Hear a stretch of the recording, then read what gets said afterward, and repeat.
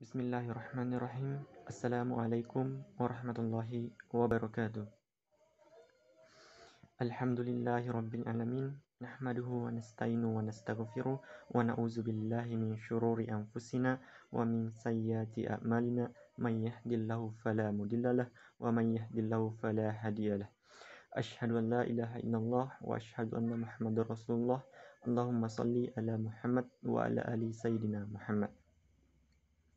Pertama-tama, marilah kita panjatkan puji dan syukur atas kehadirat Allah Subhanahu wa Ta'ala yang telah memberikan kita kesehatan dan juga telah memberikan kita kesempatan untuk bisa berkumpul lagi. Tak lupa salam dan salawat kita kirimkan kepada baginda Muhammad sallallahu alaihi wasallam. Beliau adalah nabi yang telah membawa umatnya dari alam kegelapan menuju alam terang menerang yang seperti kita rasakan sekarang. Semoga kita semua bisa mendapatkan syafaatnya di yaumil kiamat suatu saat nanti. Pada kesempatan kali ini, insyaallah kami dari kelompok 1 ingin mempresentasikan hasil diskusi kelompok kami. Baik, sebelum kami mempresentasikan hasil diskusi kelompok kami, izinkan saya untuk memperkenalkan anggota kelompok kami. Yang pertama atas nama Siti Nadirah, kemudian yang kedua atas nama Rifkatul Mukarramah, dan kemudian yang ketiga atas nama Abdi Amal, yaitu saya sendiri. Selanjutnya, kami akan mempresentasikan hasil diskusi kelompok kami yang berjudul pengertian dan pembagian tauhid. Baik, materi pertama akan dibacakan oleh saya sendiri, yaitu pengertian tauhid. Arti tauhid diketahui sebagai ilmu yang mempelajari tentang sifat keesaan Allah, di mana Allah itu satu, zat yang memiliki segala kesempurnaan dan tidak ada satu pun yang bisa menggantikannya. Selain itu, arti tauhid juga dipahami sebagai sikap meyakini bahwa Allah Maha Suci yang tidak memiliki kekurangan sedikit pun seperti yang dimiliki oleh makhluk ciptaannya. Bukan hanya itu, mempelajari tauhid juga termasuk meyakini kebenaran seluruh ajaran Allah yang diturunkan dan disebarkan oleh Rasulnya. Selanjutnya, pembagian tauhid.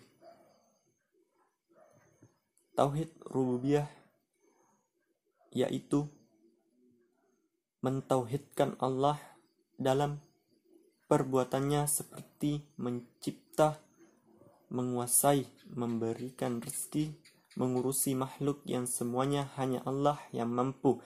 Kemudian yang kedua, tauhid uluhiyah.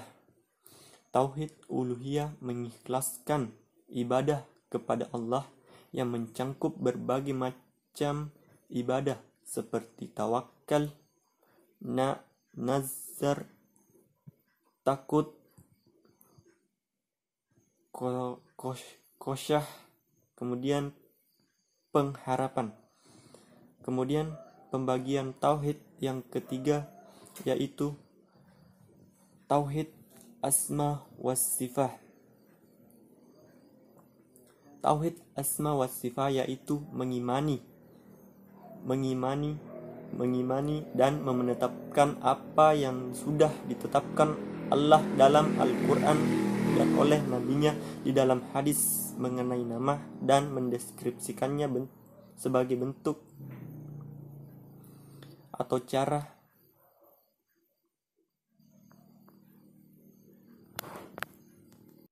Kemudian saya persilahkan kepada pemateri berikutnya untuk mempresentasikan materi selanjutnya. Waktu dan tempat saya persilahkan. Bismillahirrahmanirrahim. Terima kasih atas kesempatan yang telah diberikan kepada saya. Saya akan menjelaskan beberapa materi, yaitu yang pertama, makna tauhid. Makna tauhid yang pertama adalah meyakini keberadaan Allah sebagai Sang Maha Pencipta, agar terlepas dari sikap ateisme atau penyediaan Allah atau Tuhan. Makna tauhid yang kedua adalah menetapkan keesaan Allah agar terhindar dari perilaku syirik. Makna yang ketiga, menetapkan bahwa Allah bukan jauhar atau substansi atau materi atau a'rad, atribut materi, supaya terhindar dari sikap penyerupaan Allah dengan makhluk lain. Makna tauhid yang keempat yaitu meyakini bahwa segala sesuatu tidak ada sebelum Allah menciptakan dan membuatnya ada. Hal ini agar terhindar dari sikap atau pendapat yang mempercayai hukum sebab akibat dalam penciptaan alam semesta dan isinya atau yang lainnya. Makna tauhid yang kelima adalah menetapkan bahwa Allah Maha Pengatur, bahwa apapun yang terjadi sudah sesuai kehendak Allah. Hal ini supaya terhindar dari pendapat yang menyatakan adanya hukum alam yang berlaku dengan sendirinya.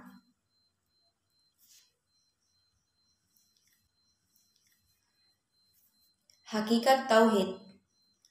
Menurut para ulama, inti tauhid tidak terlepas dari dua dimensi keimanan, yaitu meyakini tiada Tuhan selain Allah Subhanahu wa Ta'ala dan mengikrarkan diri bahwa Nabi Muhammad adalah hamba dan utusannya. Menurut Syekh Detrandus Salih bin Fauzan, konsekuensi mengakui Nabi Muhammad sebagai utusan Allah Subhanahu wa Ta'ala yaitu dengan menaatinya, membenarkannya, meninggalkan apa yang dilarangnya, mencukupkan diri dengan mengamalkan sunnahnya, meninggalkan bid'ah, kebalikan sunnah, dan mendahulukan sabdanya dari seluruh pendapat manusia. Mungkin sekian dari saya, kurang dan lebihnya mohon dimaafkan. Wabillahi taufiq wal hidayah. Wassalamualaikum warahmatullahi wabarakatuh. Selanjutnya saya persilahkan kepada Rifkatul Mukarramah untuk memaparkan materi berikutnya. Waktu dan tempat saya persilahkan. Baiklah, saya akan menjelaskan dalil tentang tauhid. Berdasarkan dalil Al-Quran, terdapat sejumlah ayat di dalam Al-Quran yang membahas mengenai keutamaan tauhid. Salah satunya adalah diberikan rasa aman dan mendapat petunjuk yang sempurna dari Allah Subhanahu wa Ta'ala, sebagaimana firman Allah yang artinya, orang-orang yang beriman dan tidak mencampur adukan iman mereka dengan kesaliman atau syirik, mereka itulah orang-orang yang mendapat rasa aman dan mereka mendapat petunjuk. Quran Surah Al-An'am ayat 82. Keutamaan lainnya dari tauhid adalah dihilangkan kesulitan dan kesedihannya baik di dunia dan di akhirat. Hal ini sesuai dengan firman Allah pada surat At-Talaq berikut ini. Barang siapa yang bertakwa kepada Allah, niscaya Dia akan mengadakan baginya jalan keluar dan memberinya rizki dari arah yang tidak disangka-sangka. Quran Surah At-Talaq ayat 2-3. Selain itu, dengan kita mengesahkan Allah dan menerapkan ilmu tauhid, niscaya akan diberikan kehidupan yang lebih baik di dunia dan di akhirat. Hal ini sesuai dengan firman Allah di dalam surah An-Nahl sebagai berikut. Barang siapa yang mengerjakan amal salih, baik laki-laki maupun perempuan, dalam keadaan beriman, maka pasti akan kami berikan kepadanya kehidupan yang baik dan akan kami beri balasan kepada mereka dengan pahala yang lebih dari apa yang mereka kerjakan. Quran Surah An-Nahl ayat 97. Masih dari Surah An-Nahl, terdapat ayat yang menjelaskan seruan untuk hanya beribadah kepada Allah. Dan sesungguhnya kami telah mengutus pada setiap umat seorang rasul, beribadahlah kepada Allah saja dan jauhilah taghut. Quran Surah An-Nahl ayat 36. Selanjutnya, kedudukan tauhid. Kedudukan tauhid terbagi menjadi 3 bagian. Yang pertama, kedudukan ilmu tauhid dalam Islam merupakan landasan yang mendasari sikap, asas, gerak, serta pola pikir umat muslim. Yang kedua, tauhid yang dibawakan oleh para rasul merupakan akidah yang universal atau syamil. Artinya, akidah yang menjadi petunjuk untuk seluruh aspek kehidupan manusia. Yang ketiga, membantu umat muslim untuk menghindari pengaruh akidah-akidah yang menyeleweng kebenaran. Adapun orang-orang yang bisa menerapkan arti. Adapun kesimpulan dari hasil persentase kami yaitu berdasarkan makalah di atas, dapat disimpulkan bahwa makalah tentang materi tauhid dapat membantu kita dalam mempelajari dan menerapkan sikap bertauhid kepada Allah Subhanahu wa taala. Mungkin sampai di sini saja persentase dari kelompok kami. Mohon maaf atas segala kekurangan dan mudah-mudahan dengan adanya persentase dari kelompok kami bisa menambah ilmu dari teman-teman sekalian dan mudah-mudahan bisa diterapkan dalam kehidupan sehari-hari. Akhirul kalam, subhanallah wa bihamdik, astaghfiruka wa atubu ilaik. Assalamualaikum warahmatullahi wabarakatuh.